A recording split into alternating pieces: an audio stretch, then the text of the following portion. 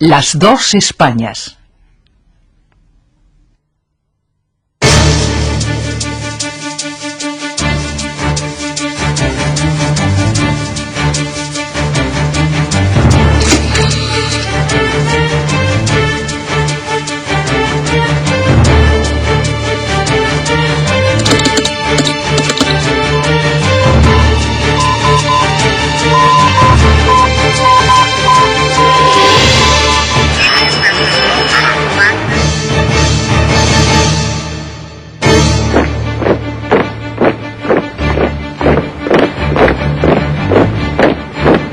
El levantamiento militar de julio de 1936 dividió España en dos.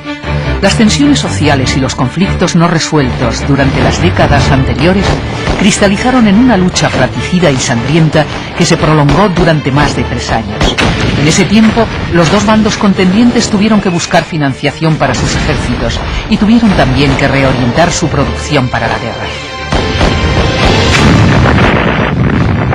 La economía jugó un papel muy importante en la contienda y fue decisiva para su resultado final.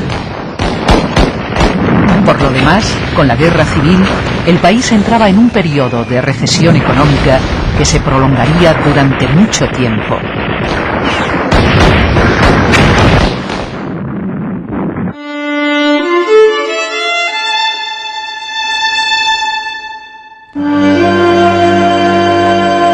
La sublevación militar del 18 de julio de 1936 no tuvo el éxito que sus protagonistas esperaban. No logró el control inmediato del país, pero recibió el apoyo de muchos sectores descontentos con la República y temerosos de la victoria del Frente Popular, que se había producido a principios de ese año. La participación directa de Falange Española en el golpe de Estado dio a los insurgentes una base social que también ayudó a su posterior expansión.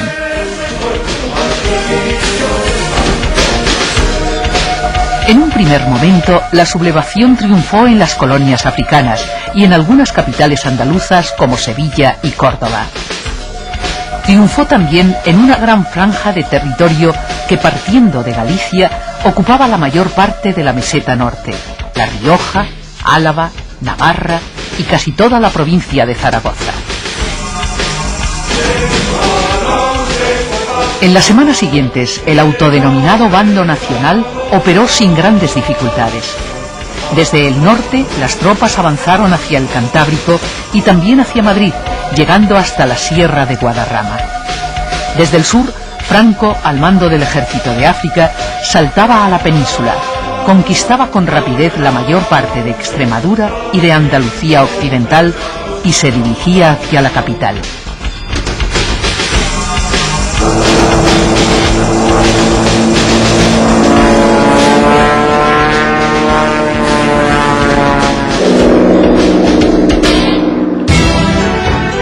El gobierno legítimo de la República mantenía en su poder Madrid, Castilla-La Mancha y buena parte de Andalucía Oriental. Conservaba también el este de Aragón, Cataluña y la costa mediterránea hasta Almería. Además, una amplia zona de la cornisa cantábrica permanecía también leal al gobierno.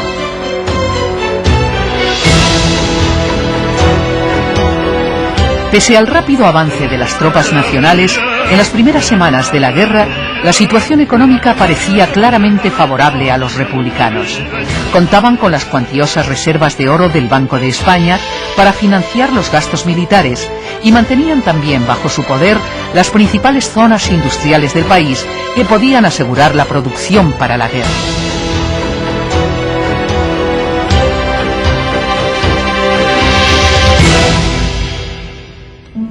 Los sublevados ocupaban extensas zonas agrarias del interior, pero apenas contaban con industrias y, sobre todo, carecían del capital necesario para afrontar los gastos de una guerra que ya desde el otoño del 36 se presumía larga.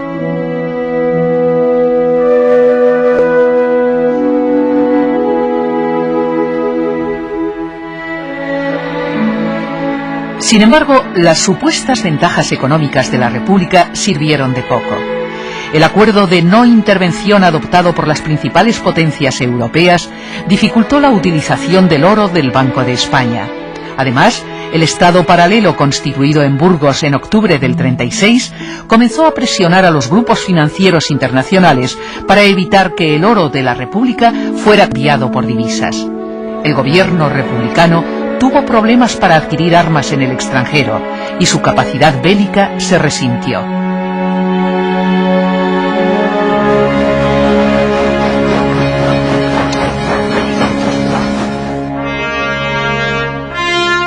Las cosas fueron muy distintas en el otro bando. La Alemania de Hitler y la Italia de Mussolini incumplieron el tratado de no intervención y comenzaron a enviar a Franco armas, municiones, aviones y tanques. También pusieron a su disposición asesores militares y, en el caso italiano, incluso tropas de combate.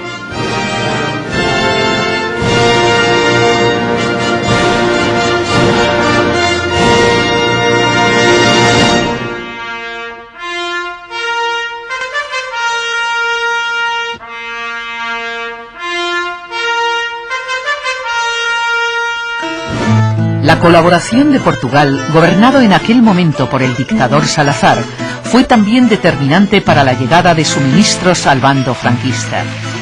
Y todo eso ocurría ante la inacción de los países democráticos occidentales.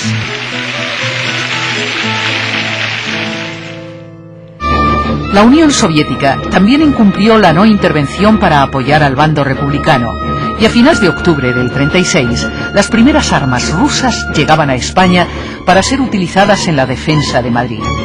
La guerra civil se estaba convirtiendo en un campo de pruebas en el que algunas potencias, que después participarían en la Segunda Guerra Mundial, comprobaban la efectividad de sus tácticas y armamentos.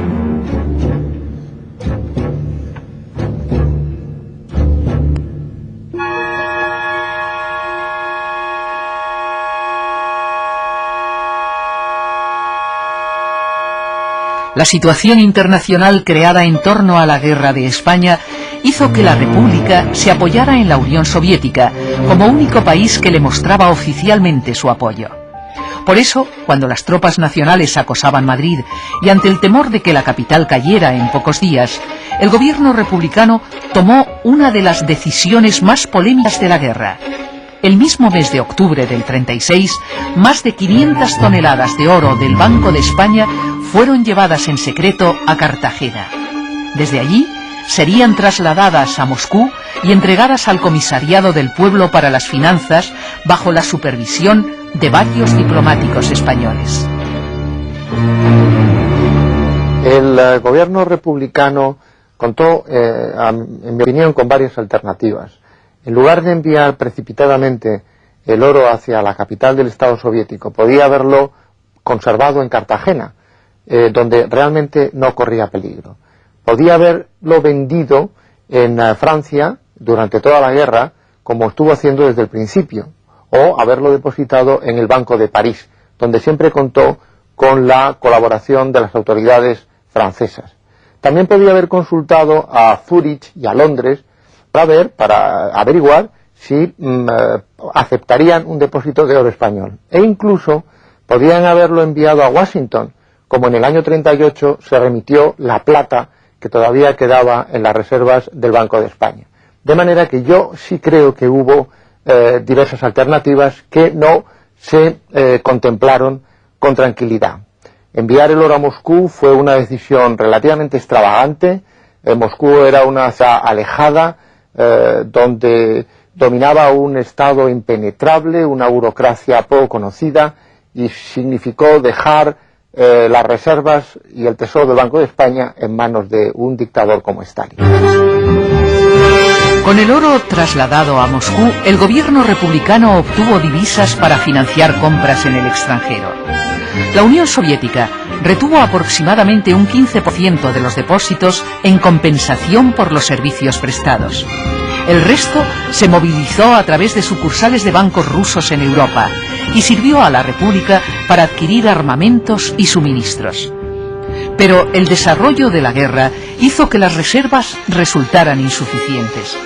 La mayor parte del oro se había agotado a finales de 1938 y el gobierno tuvo que recurrir a créditos soviéticos que solo sirvieron para retrasar unos meses la derrota. Al final de la contienda, la República había invertido en su defensa más de 700 millones de dólares de la época, que procedían principalmente de las reservas del Banco de España.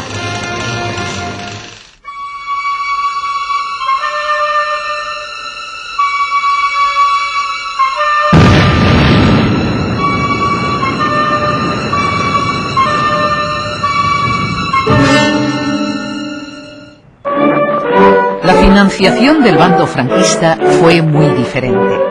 El nuevo Estado adoptó medidas monetarias que, entre otras cosas, pretendían acabar con el dinero enemigo. Los sublevados dejaron de aceptar las pesetas emitidas en la zona republicana después del 18 de julio y crearon una central del Banco de España en Burgos con capacidad para emitir moneda. Sin embargo, esas medidas no fueron suficientes y Franco tuvo que recurrir a otros medios de financiación que vinieron tanto de los estados amigos como de algunos particulares.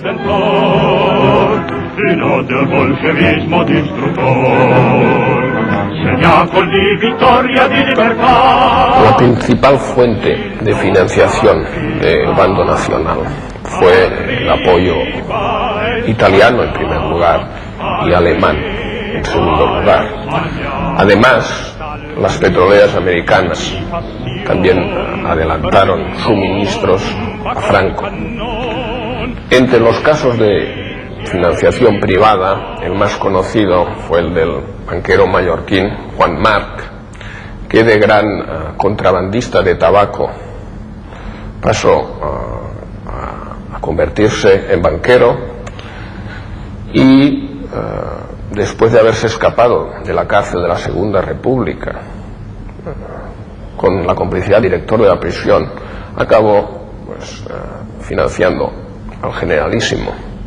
También son conocidos las donaciones del político regionalista catalán Francesc Cambó e incluso del propio Alfonso XIII. Las ayudas de Mussolini y de Hitler fueron determinantes en el curso de la contienda. El gobierno italiano concedió a los sublevados préstamos por un valor de 246 millones de dólares, en los que se incluía tanto la ayuda militar directa como otras partidas de financiación. Esos créditos no se devolvieron hasta el final de la guerra, con la ventaja adicional de que el gobierno de Franco pudo fraccionar los pagos. La deuda con Italia no quedó saldada definitivamente hasta 1967, 28 años después de finalizada la guerra.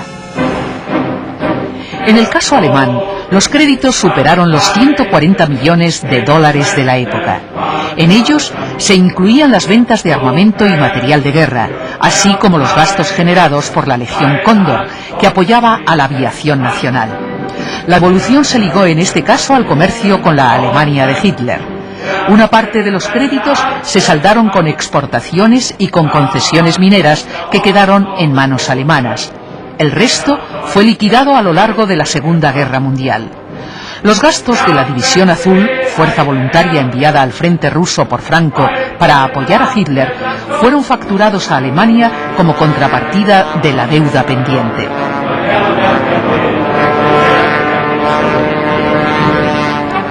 Pero las diferencias económicas entre los contendientes no solo estuvieron en la financiación. La organización de la economía también fue muy diferente.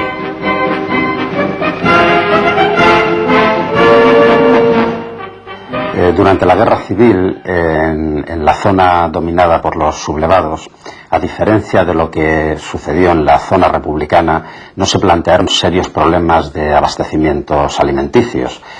En primer lugar, porque las propias zonas ocupadas rápidamente por los sublevados eran zonas de clara vocación agraria, en la que había un suficiente abastecimiento de productos alimenticios. Las principales zonas industriales y las principales ciudades estaban en la zona republicana, en la zona leal a la República, y además muy pronto se estableció un sistema bastante férreo de control de la producción, suprimiéndose la reforma agraria de la República y creándose un organismo como el Servicio Nacional del Trigo, que se encargó de organizar y de abastecer de producción, sobre todo del principal alimento, que era el pan, en la zona sublevada. En la zona republicana, por el contrario, la situación fue más compleja. En el campo se produjo un estallido revolucionario que pretendía cambiar las estructuras agrarias. La producción quedó en manos de comités revolucionarios. La tierra fue repartida entre los campesinos y se gestionó de forma colectiva.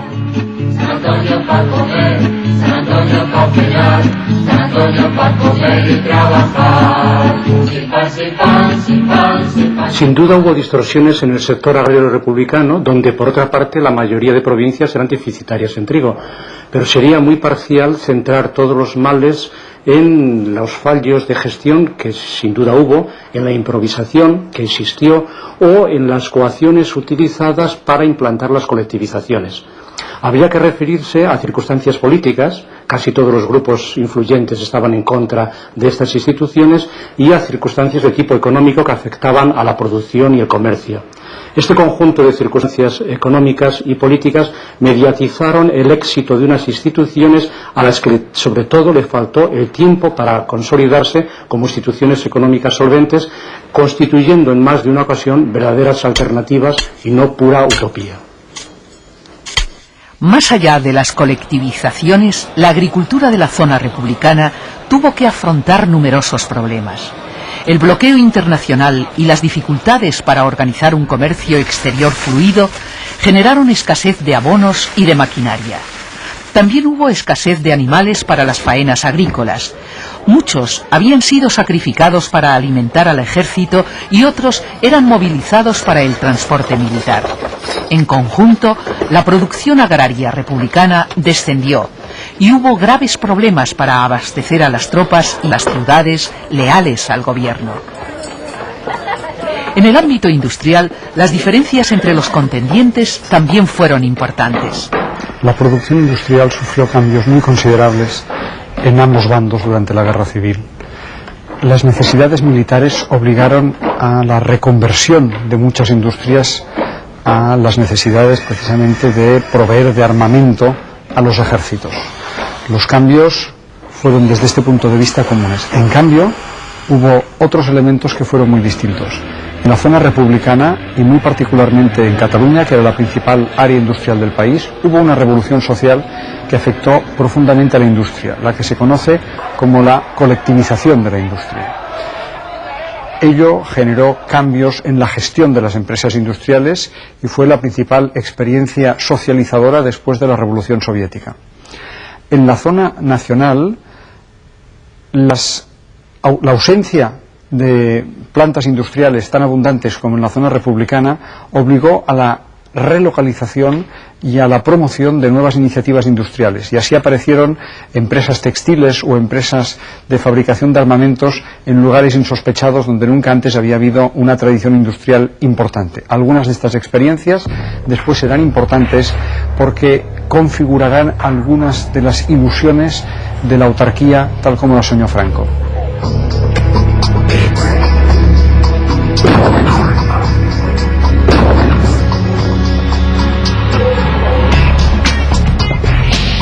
El resultado de estas diferencias fue claramente desfavorable a la República.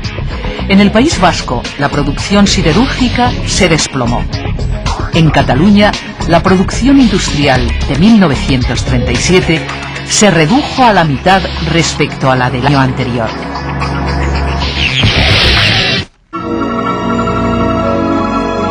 Cuando en el verano de 1937 el Ejército Nacional conquistó el Tercio Norte, la capacidad de producción del bando franquista mejoró notablemente. Sus ataques habían seguido una clara estrategia económica que respetó escrupulosamente las grandes instalaciones industriales.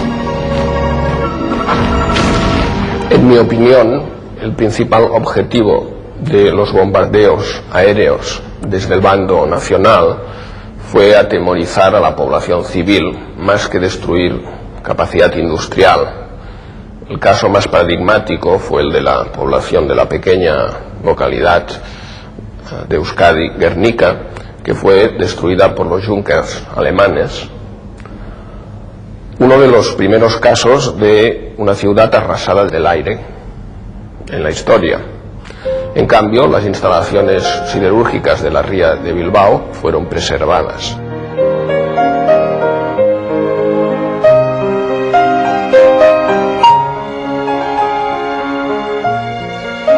Una vez conquistadas, las fábricas vascas comenzaron a funcionar a pleno rendimiento.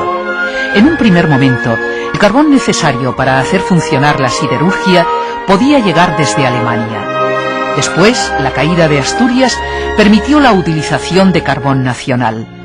En uno y otro sitio, los prisioneros republicanos fueron utilizados como mano de obra barata. La militarización de las empresas, unida a la colaboración de muchos empresarios con la causa franquista, hicieron que la actividad económica se recuperara de forma espectacular. En 1938, la producción de hierro y acero de Vizcaya había superado a la de 1935. La reactivación económica del Tercio Norte sirvió a los nacionales para fortalecer su ejército y sus relaciones comerciales con el extranjero. Las fábricas del País Vasco construían cañones y proyectiles que eran enviados al frente.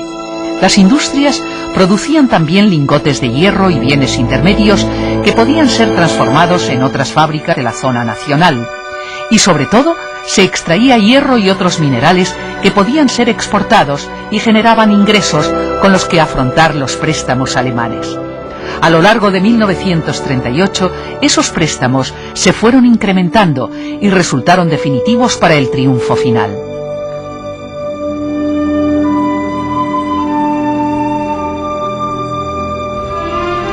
Mientras tanto, la economía de la zona republicana comenzaba a atravesar momentos críticos.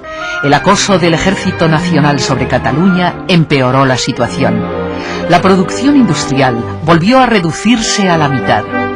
La llegada de las tropas franquistas al Mediterráneo, conquistando una amplia franja de terreno que iba desde Vinaroz hasta el sur de Castellón, dividió la zona republicana en dos partes inconexas y dificultó aún más la organización económica. Los esfuerzos del gobierno republicano se centraron entonces en Valencia y Alicante.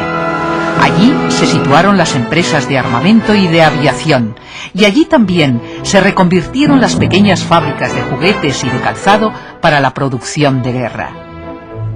La industria valenciana logró cubrir, al menos en parte, algunas de las necesidades del ejército republicano.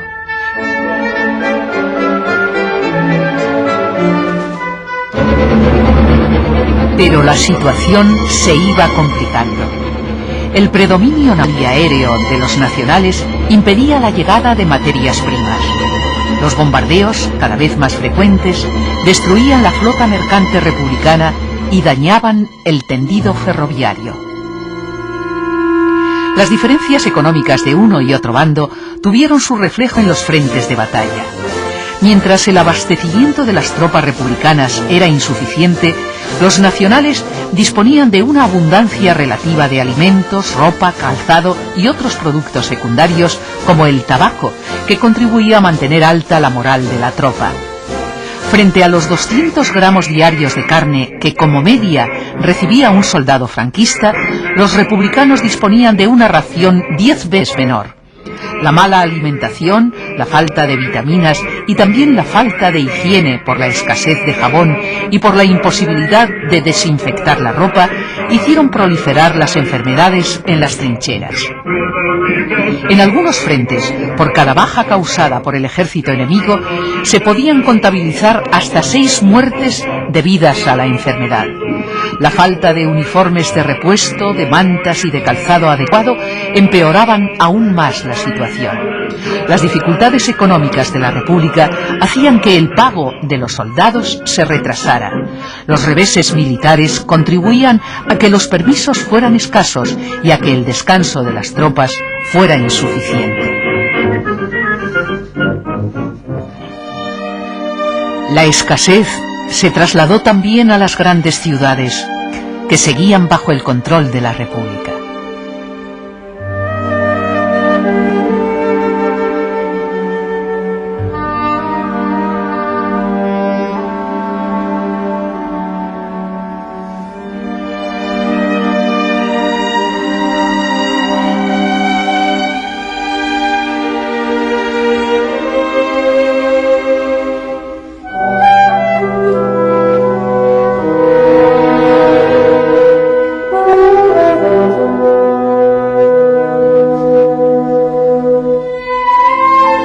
Madrid y sobre todo a Barcelona habían acudido refugiados de guerra que huían del avance y de la represión de los nacionales.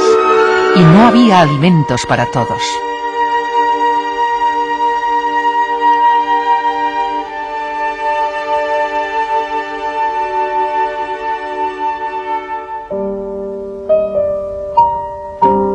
La aviación nacional llegó a bombardear esas ciudades con hogazas de pan, para demostrar al enemigo la abundancia con la que contaba y desmoralizar así a los resistentes.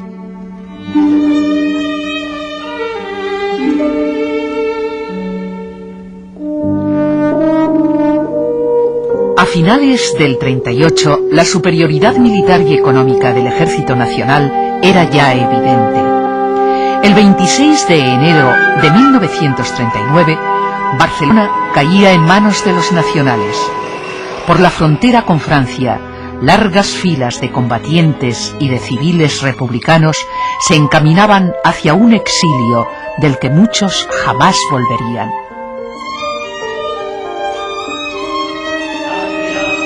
El 28 de febrero caía Madrid. Pocas semanas después, Franco escribía en Burgos un último parte de guerra que no dejaba lugar a dudas. Una de las dos Españas se alzaba con la victoria, y lejos de plantear las cosas en términos de reconciliación, se arrogaba el derecho de someter a la otra. Era el final de un horror que había durado 3 años, pero era también el inicio de una época oscura que se prolongaría durante muchos años más.